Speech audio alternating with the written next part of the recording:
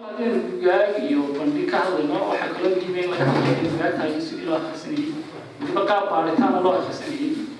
aan ahayn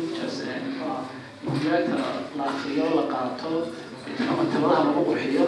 laakiin in qaab aqoon xeel dheer oo aqoon baaris gaagta loo akhriyo tirkeeda mawduuc la xiriiray laga hadlo muhiim bay noqotay waxay noo soo jeedinay Cabdicasiis oo laba qof ah Cabdicasiis كداد يرقي وعبدعزيز كداد وين وسكتشران طبعا الداويين marka la eego waxay ku jiray sanadadii ugu dambeeyay dadka isleeyahay ama asxaabtayda dadka waxaska badan waxay helaya taariikh fara badan iyo aqoon fara badan oo meel kala duwan qoreen taasoo saamaxaysa maskaxdiisu ka daaweynaa yani qofka la daada ama isku deegaankii ay soo waxba akhriyo marka موضوع kala waqti gabaabsi ugu yahay aniga laftirkaygu aan soo koobo isagaan ku wareejin doonaa marka waxaan u qaybsan doonaa qaybta hore oo soo jeedintii la soo daqiiqo iyo waxyaabo kale mawduucyada wax ku daraysaa oo 20 daqiiqo meelaha ugu talagalnay intana asaasan session-ka koowaad u soo xiri doonaa aad u mahadsantahay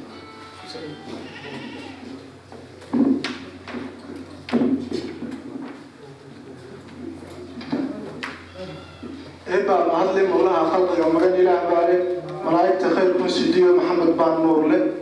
قلب ونكسن أربعة الإسلام يا عيد الكين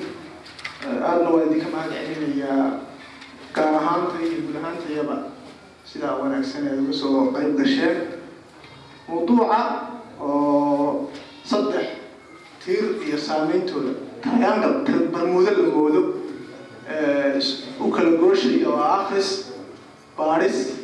يا قندس labada hore ay u keenin karaan ka dambe marka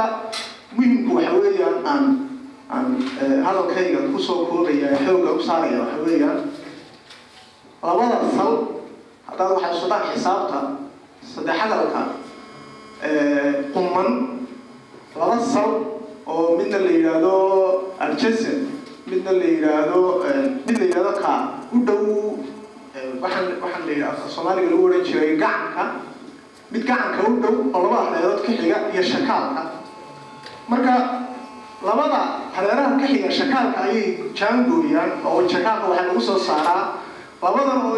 inta mid kasta goonidiisa loo laba jibaare la isku daray sidaas darteed akhris iyo baaris mid kasta goonidiisa inta loo laba jibaare la isku daray waxay soo saari karayaan aqoon dhis marka taasaan tusaaleyn iyo tibax bixin labadaba isugu darsan doonaa oo iba furi doonaa halkay waxa weeyaan kaliya tan iba fur doonaa hadalka muhiimkiisa iyo si anbaqaadkiisa idinku ay xaqiiqo noqon doonaan si ay yoolka u gaarno waxaan rabaa in aan u sameeyo ses hadalkayga sesku wuxuu ka dibaaqayaa ama ka dhaqaaqayaa waxa weeyaan wacyi u yeelashada in qofka Soomaaliga ah ee midowga halka ku nool oo wacyi u yeesho adduunka oo ku nool yahay adduunkaas wuxuu ka bilaabmayaa naftiisa in wacyi gudaheeda isu yeesho wuxuu ka xigayaa waayaha ama deegaanka dhow immediate environment waxa la deegaanka dhow oo ah tusaale ahaan magaalada qoyskiisa iyo magaalada inta ku nool yahay inuu u yeesho wacyi sabadeedna deegaankiisaas dhowey waayaha iyo duufaha uu ku nool yahay ee ah dunidan dhammaan cala edegaysan ama globalizer iyada oo iminka intii la socotaan dowladuhu ay kala taagan yihiin cala edegaysanka dambayska ama post globalizationka iyo dowladuhu ka taagan yihiin haddana aynu ku koobnaan cala edegaysanka laftarkiisa ayaa dabeedna noqonaya marka waa naftaada intaad ka timi ilaa iyo adduunka waa haweeney shabakad noocaasa ayaa ay ka wadnaa markaan ilaahay wacyi u yeelashada dunida kama wadno kaliya ta TV-da ka daawano yaa ka wada naftaada ilaa TV-da ka daawano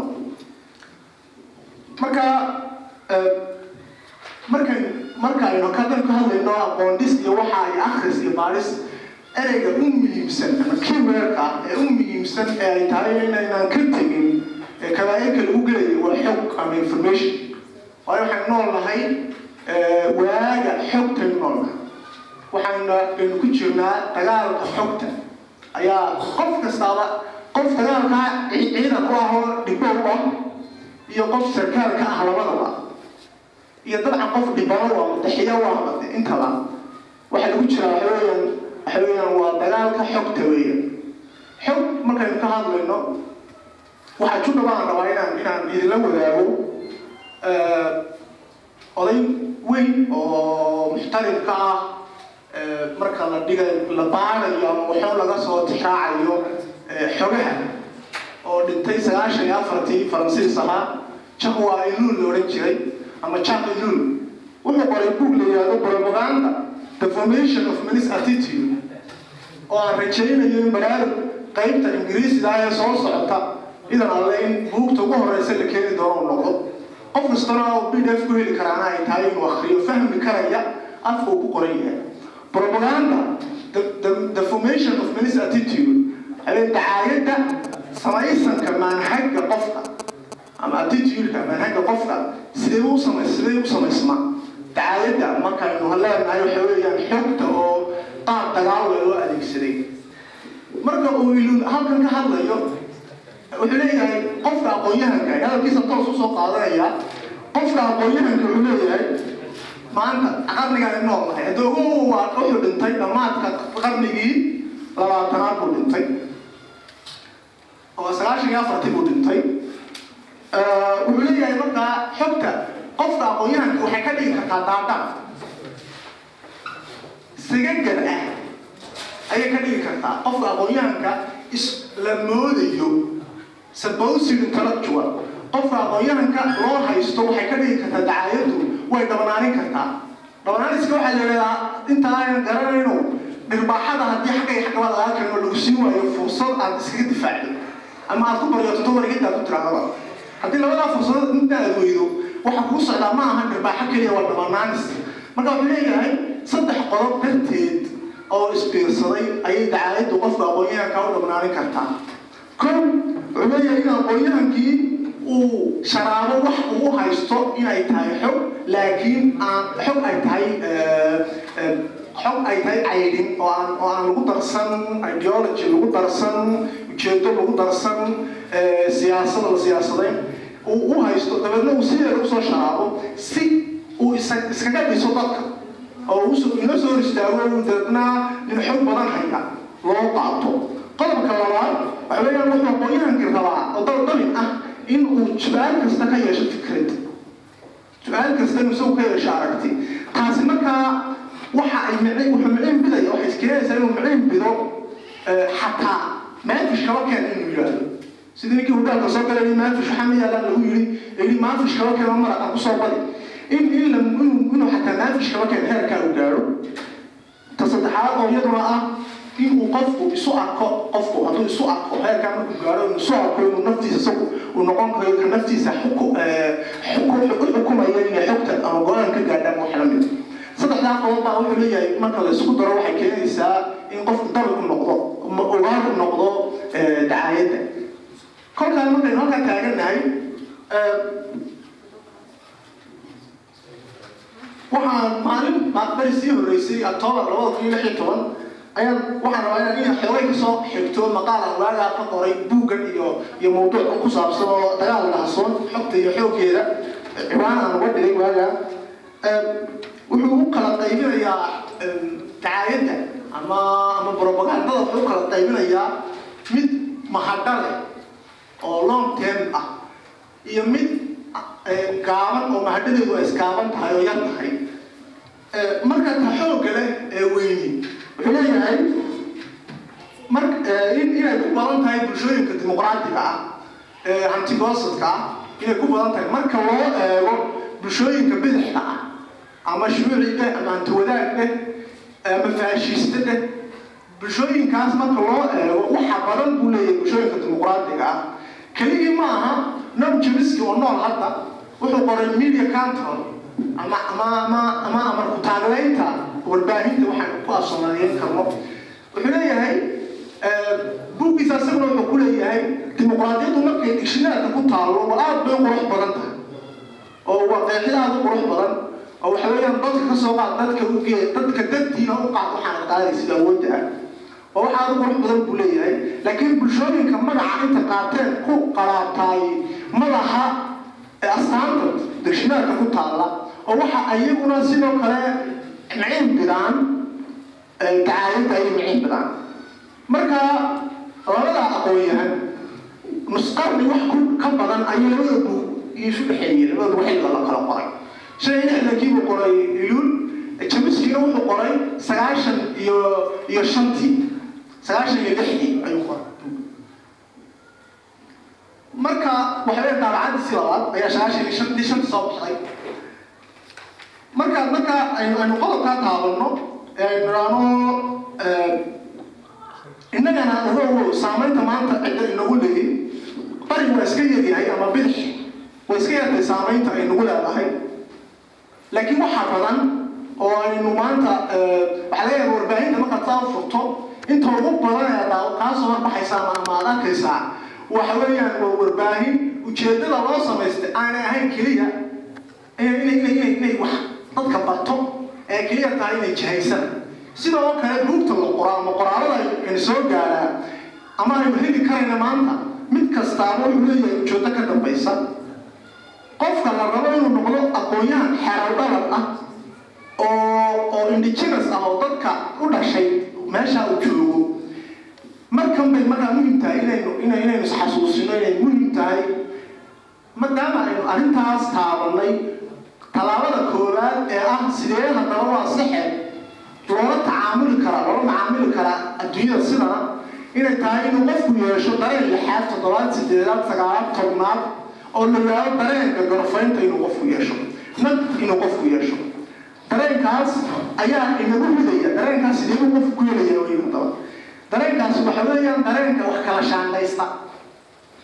inta uu dhinacyada oo dhan dhegaysto ama daawado ama akhristo dabadeedna kala shaandheeyo yimaada intana waxa weeyaan waa in qaadin og intana ma qaadin oga dareenkaas sidee ku dhalan karaa wuxuu ku dhalan karaa inagoo saddexadabkii dib u shagaarna oo nidhaahna wuxuu ku dhalan karaa qofku markuu yeesho akhris baaris wata oo aan ahayn akhris cawara waxaan ku tilmaami karayno akhriska cawara waxaan ku tilmaamaynaa qofku inuu akhriyo waxa 10 buugay waxaan ugu wanaagsan 100 buugay kan kale ugu fiican iyo ciwaanada inda saacad kale si taa qofku u taxadiro akhriska baarista wata waxa weeyaan akhriska tixgeliya xagal kasta oo macquul ah oo laga gaari karo xog xagal kasta oo macquul ah oo laga gaari karo xog akhristaha markuu tixgeliyo ayaan ku tilmaami karaynaa inuu akhris baaris wata uu ku dhaqmayo waxaynu odhan karaynaa gorfaynta ama la dheh naqdintu waxaa natiijo laga helo akhris degan oo aan laabnakac ku dhisnayn akhris degan oo ujeedadiisuba tahay qiimayn iyo oo lagu daray dabeedna baaris durugsan oo ujeedadu tahay dheelitir marka aynu leenahay dhinacyada in la tixgeliyo oo akhriska u muhiim ah akhriska baarista wata u muhiim ah maxaynu ka wadnaa waxaanu ka wadnaa qofku caadiyan qofku marka uu yahay akhriste cawaran wuxuu qofku kala yimaadaa xogo muhiim u ahaa fahmid wuxuu ka kala yimaadaa baan u jeedaa wuxuu ka kala yimaadaa xogo muhiim u ahaa fahmidda mawduuca xogta uu rabo inuu fahmo marka laba wax uu dhici karayaa in uu waxa jira waxa la yidhaahdo deelqaaf aan ku tilmaami karayo af Soomaali ahaan oo la yidhaahdo fallacy ama muqaalada oo caan ah markaa deelqaaf caan ah jiro la yidhaahdo Texas shooter bias ama fallacy baa jira Texas shooter gobolka Texas waxa weeyaan ninkii shugtamaha ahaa ee reer Texas waxa weeyaan deelqaafku ku dhacay in aad adiguna ku sifowdo markaad wax akhriyayso waxa weeyaan ninka reer Texas wuxuu ahaa nin shiishaha marka wuxuu jiray lagama badiyo shiishka marka la ogaaday sababta aan looga badin waxa ay ma aha inuu intuu warka soo qaado ama leebka yar la helo goobaabada ma aha waxa weeyaan meel cad gidaarka cad oo kale ayuu leeba badan tuuraya yadna markay ku dhagaan buu riji qaadanaya oo goobaabaya warankii kusii degnaa meesha warankii ku dhagan ayuu goobaabaya dabeedna hadda marka halkaa la arko qofkaan ogeyn sida lagu soo gaaray goobaabadani wuxuu qaadanayaa in ninkan yahay nin bala ka dhacdo 10 leebo oo 10 kiiba u helay laakiin marka hore run ahaan waxay ahayd inuu 10 waran ku tuuray meel cidla ah dabadeedna uu hiji kala daba tegay waxa weeyaan daaqaafka noocaas ahi in xogaha muhiimka marxabaabis aad isku rido marka aad leedahay waxaanay saamigaas markuu leeyahay waxaanahay anigu shiishyahan caan ah haddii meel aanay tirigaas ama xeeladayda ka shaqeeya uu yimaado uu ku fashilmaya laakiin wuxuu marxabaabin karayaa cidda aan ogeyn xeeladaas waxay ahayd qofka akhristaha baarista wataa waa qof akhri karaya waxa u dhexeeya laymanka u dhexeeya akhri karaya weeyaan waxaa jirta sheeko maad la moodo inay leedahay laakiin macno kale oo waxaan ii xoojinayana aan kala soo dhex baxayo laba nin oo saaxiibo oo waaweyn baa iswaraystay mid baa ku yidhi kiisa kaamino goormay kuugu darnay wuxuu yidhi beri bay u darnayd aan dabaq dheer ka soo dhacay wuxuu ku yidhi nin waa dhimatay markaa suul ma xasuusto waa yaraa fiiri wuxuu leeyahay dabaqa dheer marka idinkay waraysanaya aniga faysal waraysano ugu yahay goormaa kugu darnayd dabeedna aan ku yidhi dabaq dheer beriaa ka soo dhacay bay igu darnayd dabeedna uu igu yidhaahdo hataa oo nin ma dhimatay markaa halis dabaa dabaq dheer ka soo dhacday dabeedna aan ku yidhaahdo ma xasuusto waa yaraa waaga dabcan marka la yidyahay lama xasuusto waxba oo waxay dhacay wax markaad yareeyaad ma xasuusatid laakiin uma baahna inaad xasuusatid si aad u ogaato inaad noosheeyen kale miyay u baahanta iminka anigu inaan isa sheego inaan noolahay in kale miyay u baahanta inaad bas waan xasuusta inaad beri halistii aan ka badbaadiyo in kale maya waayo waxay u baahantay keliya inaan iscadda qiimeeyo haddanan taaganahay markaynu saa leenahay waxay leeyaan waxaanu samaynaynaa inaynu arrintaa lama akhriyo keliya buugta iyo lama akhriyo keliya ta waxa qoran ee sidoo kale waxaa la akhriyaa contextka ama siyaaq waxaa la akhriyaa waxaa qoran ku dhex jiro ayaa la akhriyaa markaynu leenahay qofkan wuxuu ku sifoobaya akhris baaris wata waxa weeyaan akhriste aan raadin sida uu yidhi ninkii loola jiray Mortimer Adler oo ahaa oday faylasuufa Maraykanka caana Mortimer Adler wuxuu qoray buug aan isagana ku talinaya ciddii heli kartaa inay akhrido waa buug aad u weyn oo how to read a book isaga laftigiisana buugga how to read a book baa 400 oo buug meelaha weeyaan waxaa la weydiiyey malahayga in imse buug baa la akhriyay su-aasha raqiiskaaga ah dana wuxuu ku jawaabay markaa hadday arrintu tahay buug wanaagsan muhiimaddu ma aha inta buuga aan ka dhex baxay ee muhiimaddu waxa weeye inta buuga aniga iga dhex baxday muhiimaddu waa tadamba buu leeyahy markay si kale u turjumno waxa weeyaan muhiimaddu tayada qofka akhristaha baaraha ah isku darsaday labada sifada waxa uu xoogga saaraa tayada waxa qoran buu xoogga saaraa midda kale ma ogolaado in wax caana sheeko caana baa jirto oo ay aad u naqaano innaguna ah hebel waa indheergarad qofka u leer baa dadka ugu ayaan daran waxaan u muuqan waxaan laga arkin ba isagu muuqdee baa haysi ahayd Hegel oo ahaa philosopher German oo caan lectures on philosophy of history book la yidhaahdo baa jiro oo lagu ururiyey oo markaa isagana u nisbaysan taariikhda sideedu banaanba Hegel wuxuu arkaa fikir iyo lidkii waxaan oran karnaa position and opposition waxayaan waa fikir maamaha Soomaaliyeed baa ahay reer walba in gubta hoos taala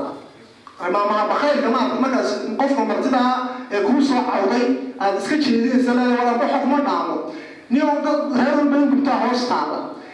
Hegel wuxuu qabaa fikir walba in gubta hoos taala tabadeedna markay intaan ka nimaadno waxaa la arkaa dad leh hebel wallaahi waa indheergarad oo waxaan la arkay basa uu muuqdo wallaahi wuxuu sii sheegay 50 sano ka hor buu sheegay xajaaf qolo oo sheegay tabaala waqtiga tay aragnay timacada goormuu sheegay inuu indheergarad faraay falsafiyan ma jiro qof indheergarad laakiin waxa jirta fikir inta safar gashay dad ka tagtay tabaada ku soo noqotay oo sidiya tabna sida uu soo leeyahay wariyaad anigu marka waaga qofku markuu ka hadlo waaqac uu joogo markuu ka hadlo waajib uu gutay وما بعنا نقول وح على الأركين وكل يعرفه لكن وح أو كهلي هذا يصير هذا مصعد تاعنا تبص نصير قطار نصير يستجدوا هذا منتك بعدي ليماتوا أو بعرفه نقول نبكي أو وحي بص فيسوي وحاولنا على كراتشون هراء قف إن درجة أنت كهلي لكن حقيقة المتجر قف إن درجة واحد يتطور فكرة أنت يوم تكتي كتكتي ضبكي أنت كنتي هوس تاني ما كان ليت كيري لقيش شقيسين كروي تصارع قبيلة بعض تعلم يلا قبيلة ليت كيري ما لقيش شقيسين كروي سواء تصارت مع دولي أو كراوية واللي قد حلو وياه دوس من قبيلة واحد يمسلويا ونقول درجة صناعي مهمته معها أنت مع درجة صناعي واحد منك وحوالي أنت تقول هذي أنت تنسناي أو أنا كرامين فكرة وكهلي يودي ترى لب كذا اللي غش غيسيو وهاي الفكرة اللي كذا ديرك هذا الفكرة دي أمر نورين كتا قفنا سايسان هذو حالة كبحة وتصب وديستان لكن هتقول لي عشان إنسان واسكت ورطوطان صما هذا ما بسكت ورطوطان ما بقى اسمه بس عشان إنسان بالله ولا قفوا كلام كواي لكن هذو الفكرة ده في وحي اللي كذا كوها أي حوجيسته إذا ماشي كبحة طبعا يجي مع نقطة فكرة تي ماشي على جالس على روح النقطة اللي تكيدي قفك أخرسها بعدها اللي كنت معاملنا وقف جران كريا إن فكرة ليت كده مركب فكرة الجديدة يعني ليت كده على جالس قيسيس يجي ماشي وقف حوار مركب فكرة لو جري ليت كده ماشي وراس على رصيد وتنادوا ومهرمت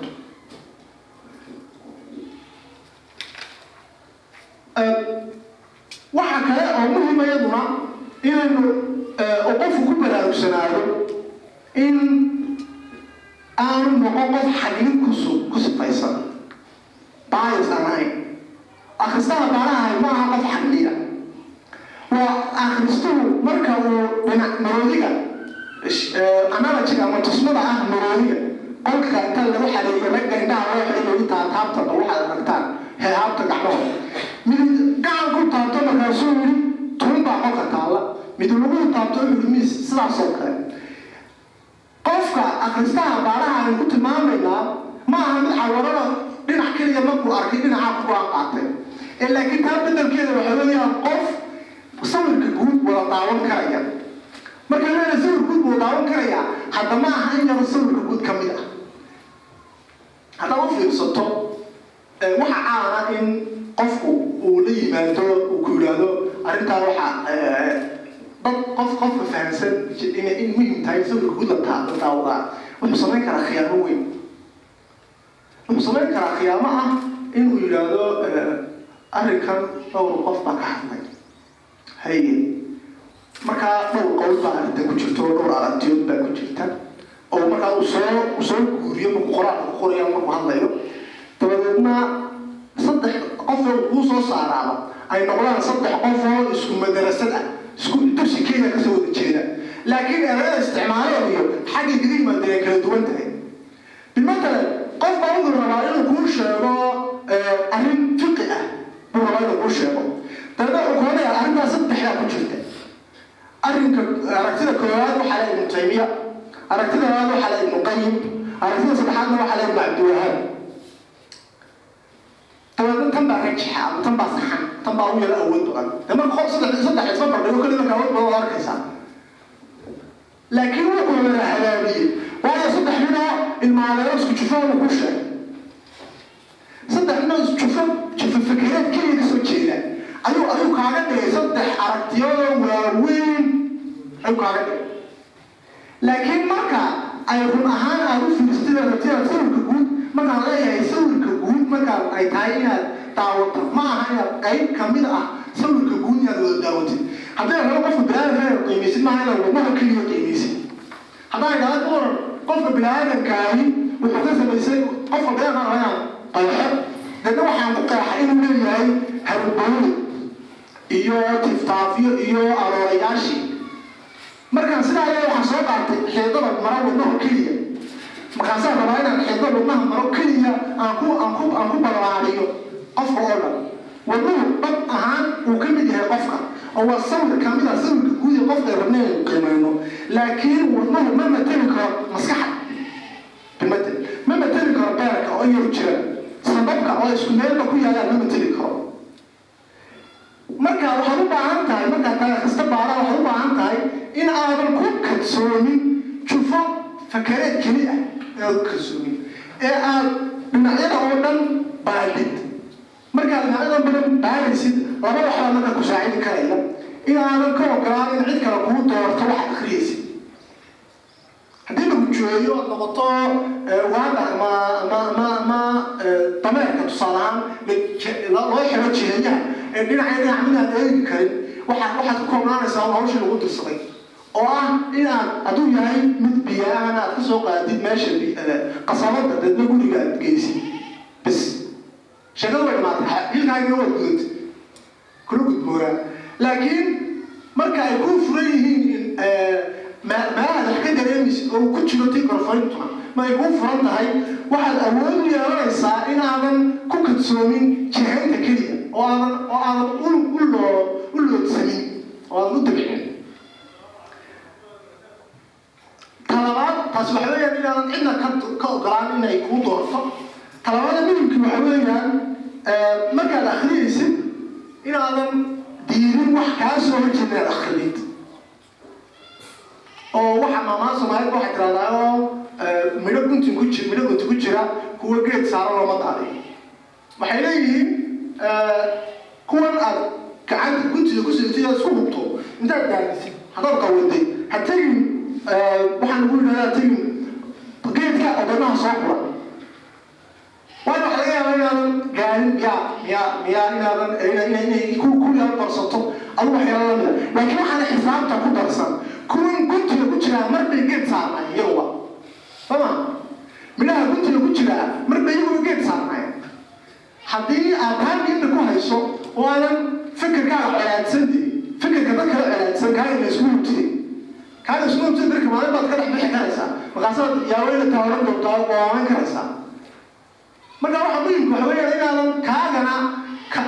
aad haddaad sidaad ku qanacsan tahay marliba waxaad u baahan tahay inaad fikirkaaga fikirka mid ku haba labada akhridid waayo waa laba midkood in lagaa saxan yahay oo lagu qabto iyo inaad ka saxan taho ood ogaato inaad saxan tahay inaad ogaato inaad aragtida ku saxan tahay iyadoo isla sid maadaama hadalku markii hore nagu badnaa waxaan kusoo kobaya laba qodob oo muhiima oo ah markaynu leenahay qofkaasi waa akhrista baaraha oo ma aha akhrista cawaran markaynu leenahay waxa weeyaan akhrisku darajuu maraa labada qodob kusoo darajadu maraa waxa weya bilow hore inaad noqotid akhrista barbaad ah oo baktigu xalaal yahay sida la adeegsado buug ma yahay qoraal ma yahay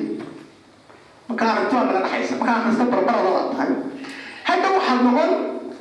akhriste baad noqonaysaa dhowteed dabadeedna ka baxa barbaradnimada akhriste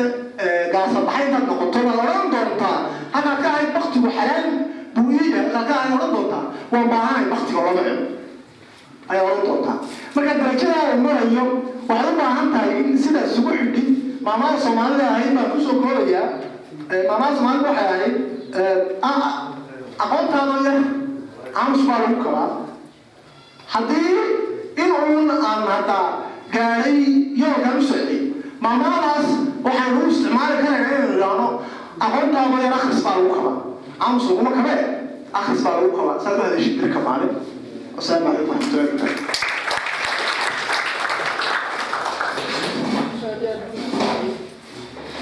aad u mahadsan yahay cabdicasiis sida uu fiicana waqtigana usoo koobay intii aan maraba aamusku aamusay way dul taagiyey hadalkiisa waxaa ku jiray akhriska cawaran marka dabcan waxaa jira akhrista cawaran marka si aynu fahamkaa usoo dhaweyno haddii aan kasoo qaadno bilmatal maaha inaynu yani cawarnida wax ka sheegayno ama aynu faruurinayno laakiin waa inaynu soo dhaweynayno fahamkaa qofka mawduuc gaaban oo ama mawduuc gooniya ka hadlaya iyo qofka mawaadiic fara badan yani ka faa'iidaysanaya مثلا هذين كسر قاعدة إن أقام درجة تهاي بدي أخرج كلوي هاي فتيل تنا تصارع قارن سو قاعدة ما ينحنو دي الهبين كل شغل تنا مرة إلى وضد من الاحتوال والله بدو بختيسي بابورك أنا إمارسو كورنا هذه صوب قاري إلا بختيسات هاي إلا إشداد هاي طبعا قاري قاسي هاليس وجري وشيل كلام يتنظف كورانا ونفتيسا ينفك على وقعته marka waa fahamka ugu gaaban ee tusaalaha ugu gaaban ee soo qaadan karayno marka halkaas ay ka bilaabaysaa su'aal kale oo ballaaran oo sidee baynu u heli karnaa gaari labadii noodishadii oo ka badbaadaya inuu yani darawalkii wadayay qofkii dabcan iyo nolosha dhan marka ka hadlayno waa si safarka lagu jiro inagii nidhi marka iminka waxaan kusoo dhaweyn doonaa labaatan daqiiqaynu haysanaa oo discussion ah oo halkaa ka bilaabmaya sidee baynu heli lahayn akhristaan cawarneyn oo kale markaa kusoo dhawaada waxaan ka xumahay inaan jirin microphonekii wirelesska marka waxaan ka codsanaya qof kastoo waxay u contribute mawduuca soo kaco deetana wax ku soo darsan oo idiin furan yahay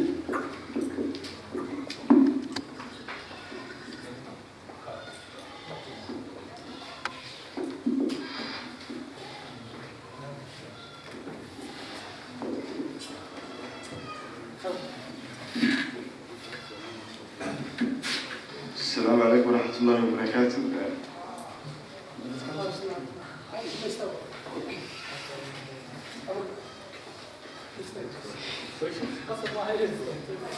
لكتر كلامنا ما نسمعتيه. هذا عشان ما تسيني. لبدي سقطة بيقدم بين ما دون يعني كويا بقوم. وحيري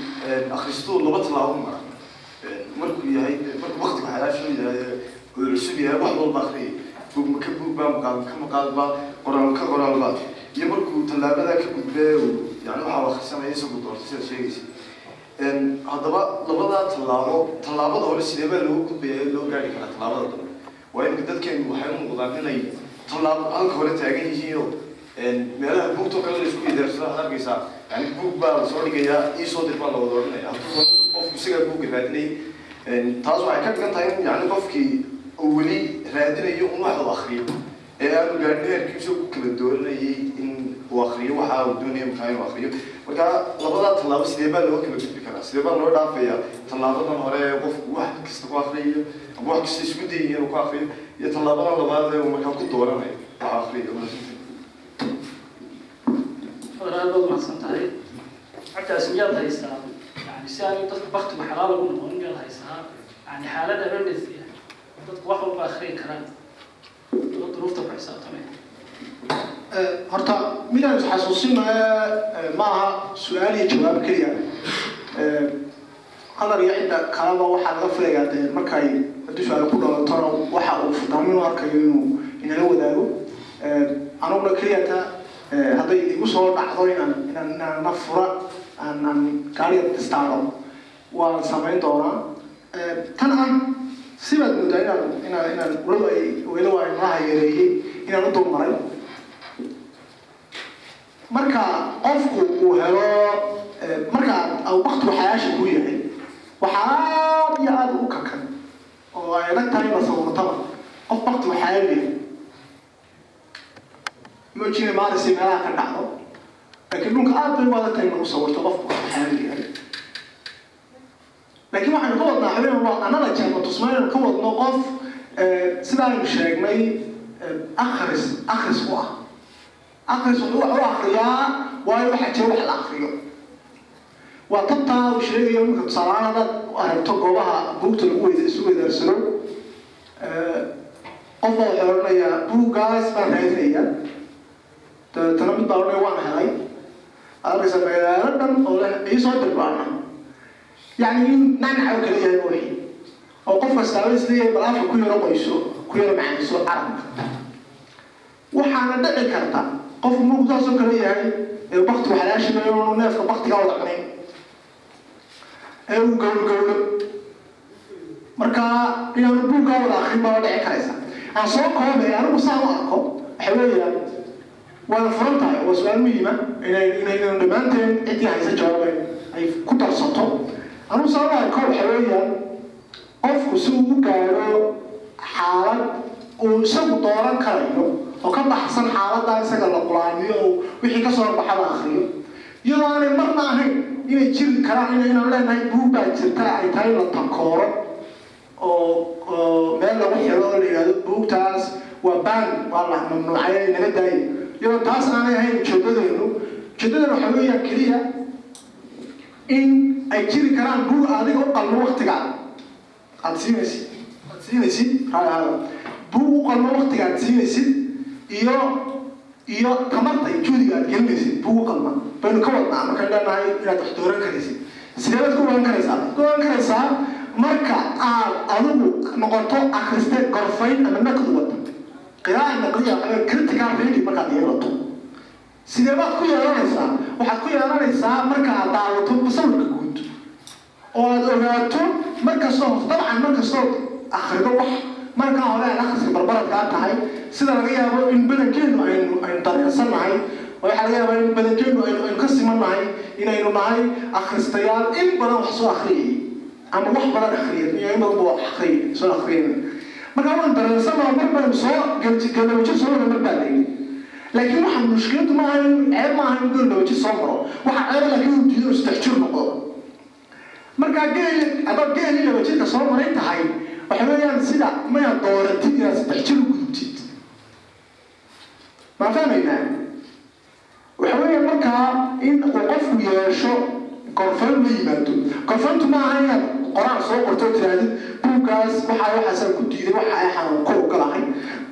muhiim maaha dadka la wadaagtay waxaa muhiim ah laakiin naftaada la wadaagtay sidee baad ku samayn karaysaa inaad ogaatid wuxuu buugu ka hadlayo inaad gaadhidaa ah inaad ogaatid buugu inaad isku tababartid horta waxaan kama maaranto inaad isku tababartid inaad isku tababartid waxa buugu ka hadlaya inaad la soo bixi kartid laba inaad isku tababartid waxa buugu ka hadlayo maxaa la xidhiidha ee kale tusaale buuga wuxuu ka hadlayaa qabyaaladda iyo waxa sababay waxaas koo ka hadlaya waxaan ogaanay wuxuu buugu ka hadlayo sidee buu ka hadlaya wuxuu hadlayaa qabyaaladda waxa sababay uu leeyahay busaaradda tusaalahaan oo qof aan waxba haysan baa qabyaalad ku meelaystay qof wax haysta qabyaalad kuma meelaysto waa tusaale maaha dooday ee loo qaado dooday waa tusaale markaan yidhaahno qofka wuxuu yidhi qabyaaladda waxaa keenta busaarad buugga muhimkiisu waa intaa maxaa kale qabyaaladda laga yidhi waa inaad tahay suweydiisid markaan leenahay isku tababaro waxaa weeyaan inaan waxa ka hadho dhan aan meel kasta la soo istaagin waa hadda qabyaaladda busaaraddaa sababto waa taa arrinkaa la soo xidhay arrinkaa baabkaanti la soo xidhay oo yaa soo xidhay mid baa qoray buugoo sidaa suul aqoonyahan tadhahay oo tegi baa qoray oo muxuu yidhi buu qabyaaladda busaaraddaa keenta markaa taa aan laga dhigin aragtida muqadaskaa lama taabtaankaa qabyaaladda laga haysto inaad isweydiisid maxaa kale laga yidhi qof baaba laga yaaba inuu yidhaahdo qof baa ahay saa qabyaalad maxaa ka falayaa oo aragti kaloo qaato soo maa markaa qofku markaa isku tababaro waxa weeyaan inuu isweydiiyo inuu gaaro heer isdareensiyo u baahan inuu gaaro heer buuggan ku saabsan yahay ko sidee waxa ugu saabsan yahay uga hadlaya laba waxaan laga yidhi markuu isu keeno oo ogaan karayaa muxuu iin leeyahay oo aad ku diidi karaysaa muxuuse leeyahay oo aad ku qaadan karaysaa markaa waxaas leeyahay taasaa u muhiimsan arrintan su-aasha كل يوم كل واحد يديك يكون جبت عيدا إنه إذا سنوا أو أنت صار كلام هاي وقت يو فلانقين يو تبع بحنتا أي أسي ولا نو واحد مثلا تدخل تان مش هذا لفت كذا بيش الحين واحد يدري وش كنت تلا لبا إنه القاعد بعسيس كيرين قف حشوا أما وجنك أنا واحد وبهني آخرين waxaa daruuri ah haddana ku darsaday inuu qofku garanayo horta mataqaana buug ma dhamaado dugooda buug marka inuu garanayo horta wuxuu isagu akhris ka rabo muxuu buug ama majaadkii ama nooceebuu isagu danaynaya ama ha noqoto markaa wuxuu dariso uu barto oo jaamacad ku jiro ama waxbarasho ku jiro ama wuxuu danayn gooni u leeyahay oo mataqaana xiise gooni u hayo laakiin haddana dib waxay loo celinaysa markaynu labada standard sameynaa ama labada xadid markaynu sameyno inna qofka inuu garto waxa uu rabo inuu soo akhriyo muxuu ku garan karaa inuu qofku rabo waxa uu rabo akhriyo ayaa idin lagu celinaysa in qofka wax kasta soo akhriyo soo garto meelaha uu mataqaana daneeyo soo wuxuu xiisayaa wuxuu barto waxaad dareemi kartaa qofku markuu ku furmo akhriska mararka qaarkood xataa dib uga fikiro majaalkii waxbarasho u galay waqti ku bixiyay iyo sanadaha marka ururba kama maarmayno marxaladda waqti xalaalka laakiin waqti xalaalka ay la badsado iyada laftarkeedu iyo qofku buugta faraha badan leh mataqaanaa uu isku dayayo inuu akhriyo si uu garto muxuu akhriyi doonaa ama si uu garto muxuu ku takhasusi doonaa ama si uu garto muxuu daneeyaa ama si uu garto maxaa majaalkiisa ihtimaam ku yahay marka door ahaan marka la isku dhiirigelinayo akhriska waxaa duruuriya horta in la isku dhiirigeliyo akhris dabadeed ayuu qof kasta oo biyaha kusoo dhaxaa baran doona salada baasho aad u mahadsantahay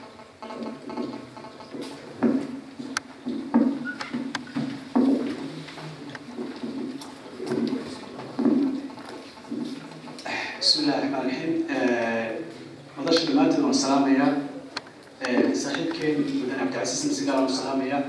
waxaan ku darsan lahaa un qodobkaas ama aragtida aan ka hadlaynay hal faallaa ku darsanaya ama hawl comments waxa weeyaan horta sidaan noqono akhrista fircoon ama akhrista baaris ku daray akhriskiisa waxaan u baahannahay inaan wax badan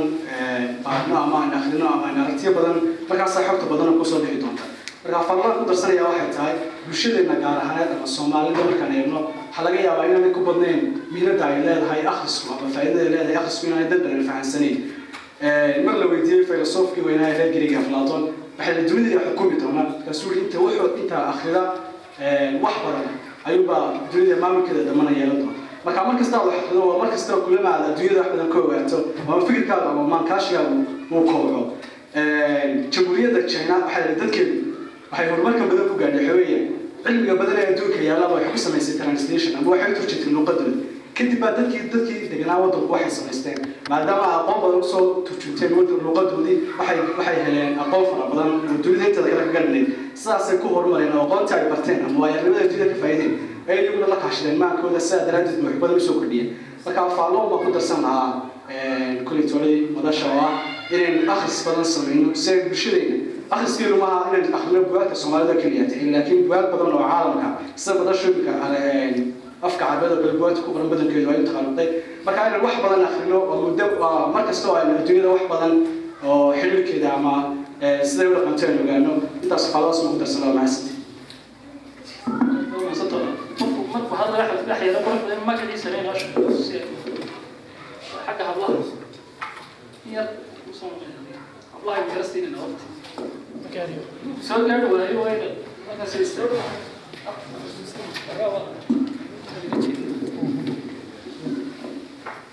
السلام عليكم مقاعي واسمويا والله أنا دور دوم ما تنتهي سؤالي ربما الويدين لها وحير هل كان يمكن لونو يقانو سومالي تضمنهن هذا هو أخريا مركا جست وحن ويدين لها محل كرة لها قفك دون ينو دونه وح أخريو حكم بلو لها قفك سيرتها عندهم غير مقبولين حركة شوف فيصل انت فوق ايه ناس عندهم اقول بحاجه بدي خلاص كم الله يموت يرمى على البحر يلا على البحر مش عارف الحمد لله هذا سو jeediyay ama la soo jeediyay aan Cabdi Cabdi waxa ay moodaa in aan ku dhiga farjooga ميكروفون كله ليس كورده وبعد ميكروفون يعني كل عدد قرآن كيس يو يسمعها سوى شيء قرآن كيس أنا وكبر دقيقة برجوبه لكن هذا ما كم حاضر شيء وقت أخير ويروح واحد ينام وقتين وسفر فولدر فربنا على كمبيوتر قبل فولدر فرتدو تقوم مش برامجته ما كانوا شيء يلا شركة يعني برابيرو هي برنامج ونسميني isagoo saaraan oo kale wax ka hadlaya ayuu taas oo kale hadal isku fahmiyay arma tahay inay tahay cilmi barnaamijka wax laga yaabo inuu fitaayadiisa marka horta wixii laga barjoogay waxaan doonay runtii inaan idin leeyahay wadaago mawduucan ana tahay su'aal maaha laakiin waa faalo sida aan u xarko yani sababaha aadanaha ama uu bini aadamku wuxuu akhriyo waxaynu ka helnaa akhris waa maxay ayaan doonay in afar qodob هذا كان يستان marka hadda waxa snaabad ee faarada yar beerteen koobta koowaad waxyaalaha aynu wax akhrin waxa kamid ah horta inuu sida cabdi noo sheegay aynu adduunyada wax ka ogaano yani caalamkan aynu ku noolahay inaynu wax ka ogaano aynu xog ka helo ayaynu wax akhrina oo tusaale ahaan kala qof hadduu hal buug akhriyo yani wuxuu akhriyay qofka buugka qoray iyo qarnigii uu noolaa xogtii uu hayay iyo qarnigan uu qofku nool yahay labada qarni uu qofkaas xogta hadda waa hal buug qora tuu qofku akhriyo yani laba qarni qarni uu qofka buugga qoray uu noolaa iyo qofka kiisi caadiga ah labada qarni uu qofku xogtiisa u haya talabaad akhrisu waxaynu wax akhrinaa inay inoo soo kordhiso ibdaa inay inoo soo kordhiso wax qorin cusub oo markaad buug akhrido buuggaas waa inuu xog siiya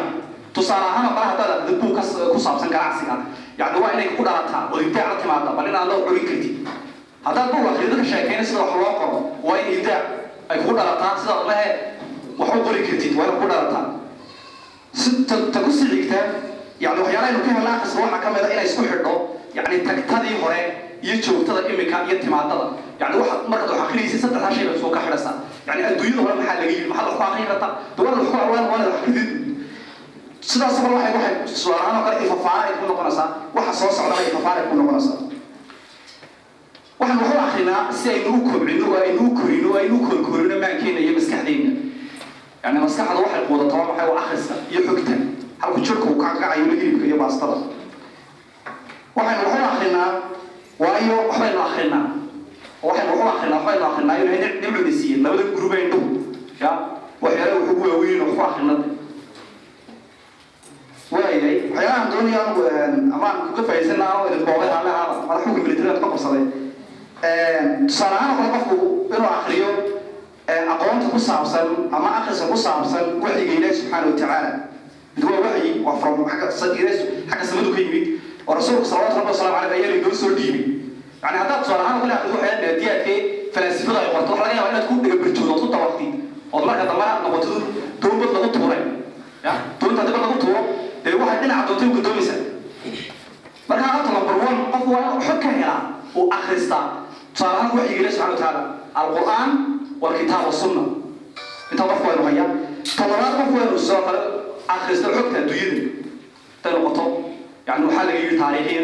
حال يجي صراحة اقتصاديا حال يجي سياسيا وحصل مفهوم الوضعية توضح بيسك كمان يوقف كل رقم كيسير في ست روبرتو والسلام عليكم. يعني صراحة الغيبوبة كنا قبل ما نطلع كلنا نشكر على بسم الله الرحمن الرحيم. وأنا محمد يا أبو هرين تعسس كل هذا مرشنا والسلام عليكم. أنا ما قبل أخر صباح بدل ما لقينا حكم درمائي قلت ما قاعد يقول سيد حسين أحمد وحنا عبد العزيز بن سؤال ويدينيا سؤال شو ويدين حول مركو مري قفكو مركو آخري آخر استبارة مال وحنا كون مري مرجع مو بحرية نكون نقول مركها ويقولي سؤالان مركها آخري صدح مالك أما قفنا قرية والمسألة أنا كله صدح قفا وحاسب على قرية وتصارف سوقاتي إما القيم مركها وحراعي إني dadkaas isku jufan noqdaan oo kale marka waxa la baahan karo yara cadeeyo marka adeey dadkaas isku jufan noqdaan oo kale in falsideen qoraysa maadsad Abdulaziz Basim doona laakiin taan Abdulaziz saaxiibkani hore bidcay uu sheegay kamal laakiin inkastoo qaalada xagga hore shakhsi weerar ku dartay waxa sheegtay inaad ku dhaga barjooday Abdulaziz iyo khudbadiisii laakiin oo aan wax badan ka fahmin marka Kamal laakiin markii dambe adiga laftirkaaga waxaad ku bilowday hadalka sidoo Abdulaziz noo sheegay marka aniga laftirkayga baa guudayna ku yara dhageysto